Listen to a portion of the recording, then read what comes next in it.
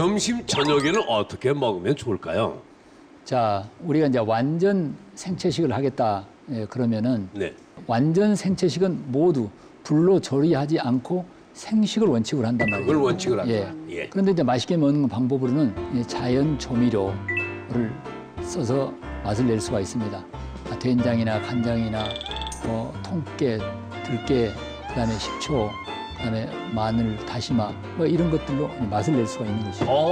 간장, 된장도 사용하네요.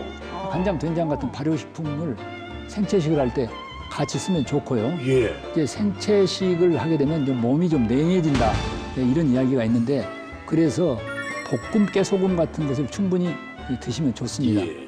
보통 볶음 깨소금을 만들 때는 볶음 소금의 30%, 볶음 깨를 한 70% 정도로 하는 걸로 예.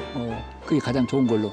그래서 이렇게 이제 실제로 생채식을 말을 시작하면 몸이 춥고 냉한 걸 느낄 수가 있는데 사실 한 6개월쯤 지나면은 손발이 따뜻해지게 되고 몸에 열이 나는 걸 알 수가 있습니다. 그러니까 냉적인 냉성 체질이 좀 따뜻한 체질로 바꾸는 최고 비결이 바로 생채식입니다. 예. 자, 여기 이제 몇 가지 음식이 있습니다. 네. 이 설명을 좀 해주시겠습니까?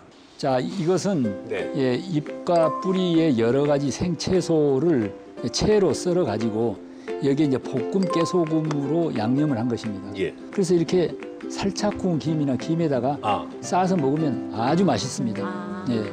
생채소 쌈입니다, 이게. 근데 그거는 우리가 반찬 개념 아니에요. 반찬 개념인데 그러면 궁금하면 밥도 좀 먹어야 되겠네요. 우리가 이제 완전 생식을 할 때는 네. 현미나 잡곡을 불로 가열하지 않고 네. 물에 담궈서 통곡식으로 먹을 때는 8시간 이상 정도 불려서 이 생채소하고 같이 비빔밥처럼 해서 뭐 고추장이나 된장하고 같이 드세요. 먹기 수월하겠네. 예, 예. 네. 그 생곡식 가루를 먹는 게 힘들다. 네. 이런 분들은 현미 잡곡밥을 만들어 가지고 네. 같이 절충해서 먹는 이런 먹을만 것보다 하겠어요. 준생식이다. 보니까. 이런 건 아마 누구라도 쉽게 할 수가 있습니다. 네, 신동진 원장. 예, 그냥 지나치기에는 너무 아까운 요령이 아까 보여서 한 말씀 드리고 싶은데요. 저는 저 식단에서 소금이 가장 중요한 역할을 또 한다고 생각을 합니다. 아까 이제 된장 또는 간장 같은 양념이 필요하다고 하셨잖아요. 제가 제 몸에 생긴 당뇨병을 고치느라고 한 끼를 그냥 채소만 먹어본 적이 있어요. 예. 양배추 한 통 이만한 걸 예, 아무런 간 없이 먹을 때는 도저히 먹지 못합니다. 근데 그걸 해결할 수 있었던 게 집된장이었어요. 예. 집된장 간을 약간 찍으면 그 많은 채소도 다 먹을 수가 있거든요. 또 소금 기운이 중요한 이유는 소금 분자 하나가 꼭 있어야 포도당이라는 에너지원이 흡수가 됩니다. 예. 그러니까 저 야채에도 식이섬유가 많지만 녹말 성분, 전분 성분들은 있거든요. 그 나머지 하나의 포도당까지 다 흡수를 하려면 저 소금이 꼭 필요하다는 거죠.